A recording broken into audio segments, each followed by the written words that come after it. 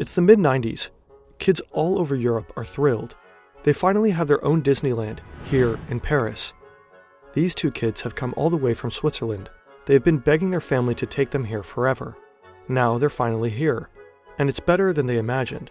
It really is the happiest place on Earth. The park is buzzing with life. The daily parade rolls down Main Street. It's like they're in a Disney movie. And behind them, towering above it all, is the park's centerpiece, Sleeping Beauty's castle, its golden spires gleaming under the French sun. At first glance, they look like any other family. Perhaps they are diplomats from East Asia, enjoying a day off in Europe.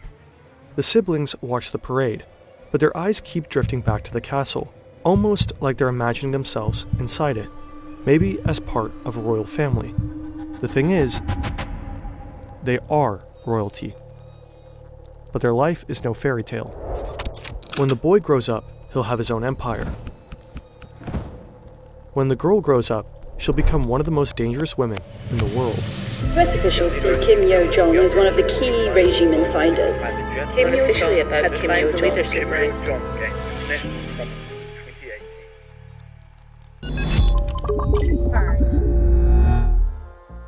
October 2024, Pyongyang, North Korea. A drone crashes in the country's capital. It's been distributing anti-North Korean propaganda leaflets. It was most likely sent by South Korea, another act in the decades-long war between the two formerly united countries. The regime issues an official statement, warning that South Korea can expect the worst if they dare to escalate military tensions again. The worst meaning nuclear retaliation. The border is armed at full wartime strength, on standby to open fire. Nuclear threats coming out of North Korea are nothing new. Kim Jong-un has long threatened to annihilate his neighbor and regularly flaunts the regime's growing nuclear arsenal. What is new is that this threat isn't coming from him. It's coming from her. Kim Jong-un's younger sister, Kim Yo-jong. The world has seen this woman before. In February 2018, at the Winter Olympic Games in South Korea, for the first time in decades, a direct member of the Kim family sets foot on South Korean soil. For 3 days, Kim Yo-jong captivates the media, attending meetings, having lunch with South Korea's president, Moon Jae-in, shaking hands. Unlike her brother, she is not intimidating. She is not shouting threats. She is charming, soft-spoken, and diplomatic. For a brief moment, it feels like North Korea might be changing course. Maybe this is the start of a new era, a path to peace. But the Yo-jong people see in South Korea is just one side of her. Soon, the world will see the other. North Korea is a country built on control. Every piece of information is carefully managed by the regime. Outside the DPRK, we like to think that we're in control of our own information. But just as you're watching this, data brokers might be collecting and selling your personal data, your home address, phone number, online searches, and even financial information. This data doesn't just fuel spam calls and scam attempts, it could even affect your insurance rates and future job applications. That's where Incogni comes in to fight back for you. The service scans the web for your exposed data, sends automated removal requests, and keeps rescinding them to ensure your data stays deleted. It regularly rescans to keep data brokers from sneaking your info back into circulation, and lets you track it all in a clean, real-time dashboard. Take back your privacy now at incogni.com/FernTV and use the code FernTV for an exclusive discount on a 1-year plan. Remember, you probably can't erase yourself from the internet completely, but Incogni helps you regain control over your digital footprint. In North Korea, images and stories matter. The Kims aren't just rulers, they are chosen by fate. Their power is divine. Every policy, every decision, every act of the regime serves a single purpose: ensuring the Kim dynasty's survival. Kim Yo-jong was born in 1987, or maybe in 1989. It's hard to verify. In 2011, Kim Jong-il dies unexpectedly. His youngest son, Kim Jong-un, is declared his successor. At his father's funeral, a young woman stands behind him, dressed in black, head tilted to the side, gaze lowered. She weeps like the others, but unlike her brother, nobody knows her name. Kim Yo-jong has spent her entire life in the shadows. Even inside North Korea, her existence is a secret. No photos, no official mention, no trace of her in state media. But that changes in the chaos of succession. At first, she blends in like any other aide, a quiet, dutiful presence in the background.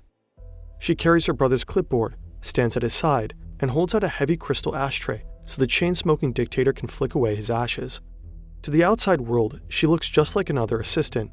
But if you look closely, she's always there, standing behind him at key moments, ensuring everything runs according to plan. Foreign analysts start noticing her presence. Intelligence agencies, journalists, and defectors all begin asking the same question. Who is she? For Kim Jong-un at least, she's a close confidant, the only member of the family he truly trusts. Maybe that has something to do with her childhood in Europe. Switzerland in the mid-90s.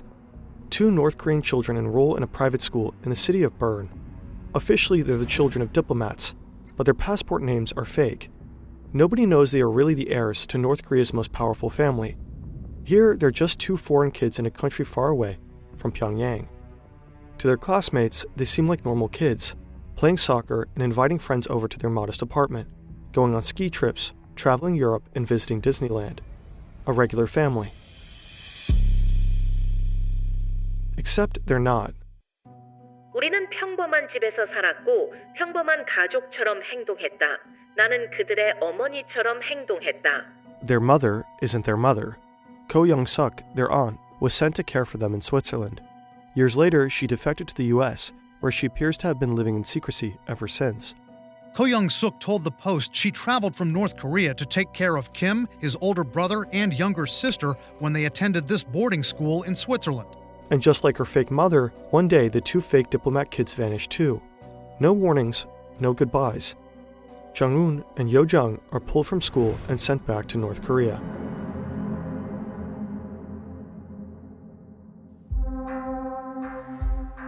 After Yo-jung's stint in Switzerland, she studies computer science at Kim Il-sung University in Pyongyang.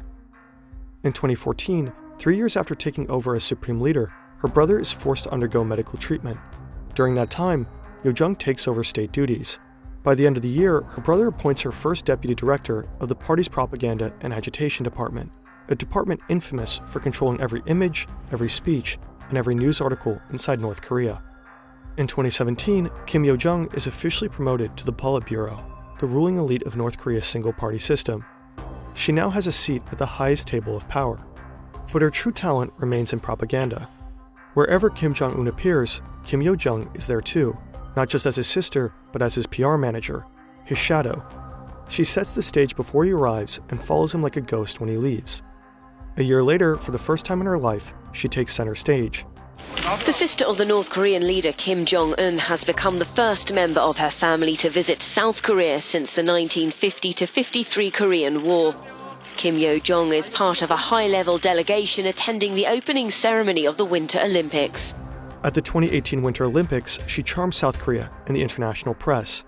And there seems to be a strategy to this. For years, Kim Jong-un has been perceived as a ruthless dictator, a nuclear-obsessed madman. Under Yo-jung's guidance, that image softens. She's carefully rebranding her brother's image. In 2018, North Korea suddenly seems to open up. She will be meeting with President Moon on Saturday. If the meeting goes well, some experts say the visit could lay the foundations for a possible inter-Korean summit between President Moon and Kim Jong-un. 2 months later, Kim Jong-un and South Korean President Moon Jae-in meet at the border. They shake hands, they laugh, applause erupts on both sides. That same year, Donald Trump also meets Kim Jong-un in Singapore, a historic summit. The 2 leaders sit at a large table, signing a historic document, a joint declaration stating that North Korea intends to denuclearize. Next to Trump is Mike Pompeo, the president's Secretary of State. Next to Kim Jong-un is his sister. She stands there, silently watching as the world dares to believe one of its most feared nuclear powers might actually disarm. But something about her feels off. Her appearances, her gestures, her smile, they all seem a little too perfect. Every move feels somewhat calculated. And this is just the beginning.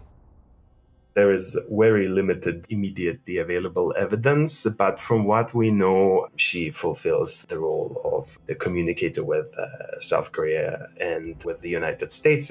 But she was also tasked with the propaganda functions in the party apparatus. That's Ildar Daminov, a political scientist at the Central European University in Vienna. He spent years studying North Korea and its power structures. Yo-jung appears to be North Korea's top propaganda chief, Since she has taken over, the way the regime communicates with the world has changed significantly. It became much more flexible and it also went online. So there were multiple attempts to also leverage some Western platforms such as YouTube, for instance, to broadcast certain North Korean points of view. Under Kim Yo-jong's watch, North Korean propaganda has gone digital. We've already covered the bizarre world of North Korean influencers in a previous video, link in the description. But Yo-jong's real role now seems to be that of the regime's chief foreign policy mouthpiece. And in North Korean terms, that translates to one thing above all: threats and insults.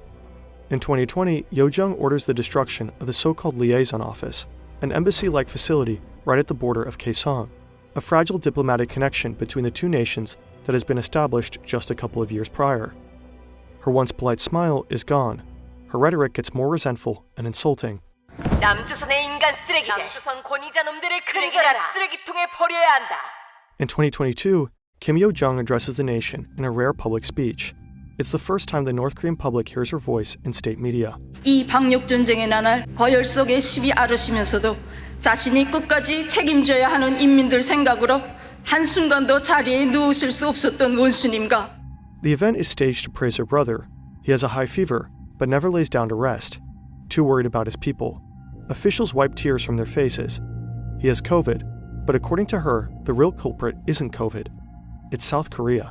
우리 공화국에 비루스가 유입될 수 있는 위험한 짓거리를 계속 행하는 경우 우리는 비루스는 물론 남조선 당국 것들도 박멸해 버리는 것으로 대답할 것입니다. When South Korean activists send leaflets across the border in 2024, Kim Yo-jong allegedly orders a response in kind. Balloons floating back over the DMZ, carrying bags of garbage and feces. In October, she calls Ukraine and South Korea vicious dogs bred by the United States. And in another written statement later that month, her final words are just as blunt. There can never be a change of the line. Have sanction, pressure, and threats stopped us? They've only made us stronger. If one is not a fool, one should not do a stupid act of expecting our change. North Korea never honored its agreement with the US.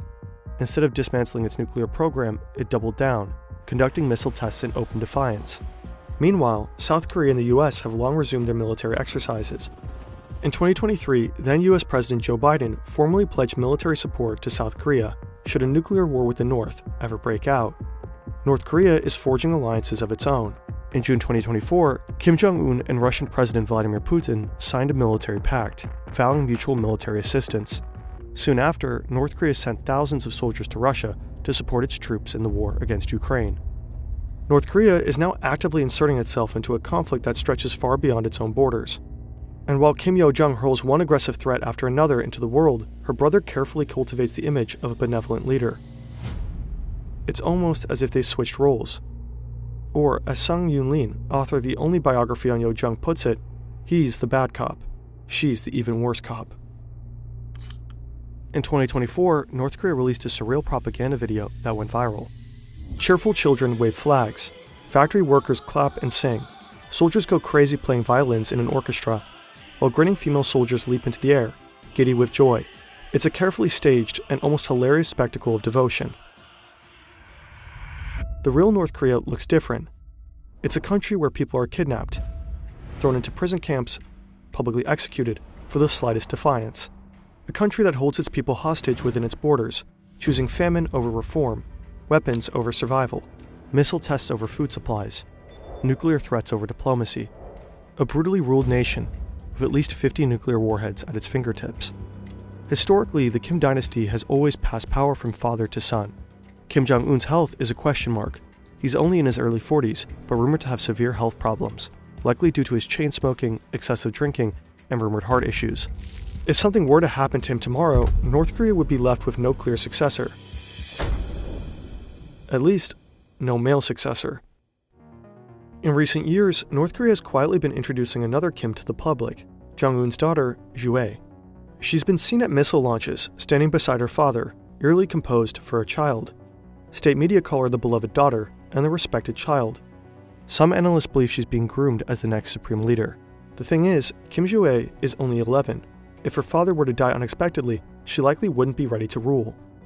Even though women have taken on more visible, more authoritative roles in Kim Jong-un's regime, the country remains deeply patriarchal. Women face systematic abuse, sexual violence, and forced labor, often at the hands of state officials.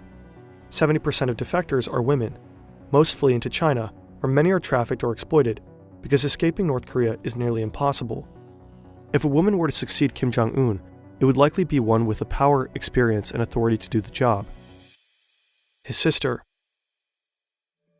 Once a soft-spoken figure in the background, Kim Yo-jong has become one of the most powerful and feared figures in North Korea. Under her watch, the regime has learned to manipulate its global image more carefully than ever before. But her power isn't just about controlling narratives. By 2021, Yo-jong has reportedly followed her brother's path. According to multiple sources, she personally ordered the execution of high-ranking government officials, simply because they annoyed her. But perhaps the most dangerous thing about her is that she has a direct line to Kim Jong-un, the one person who sits at the nuclear button and trusts her judgment more than anyone else's. No one knows just how far she's willing to go.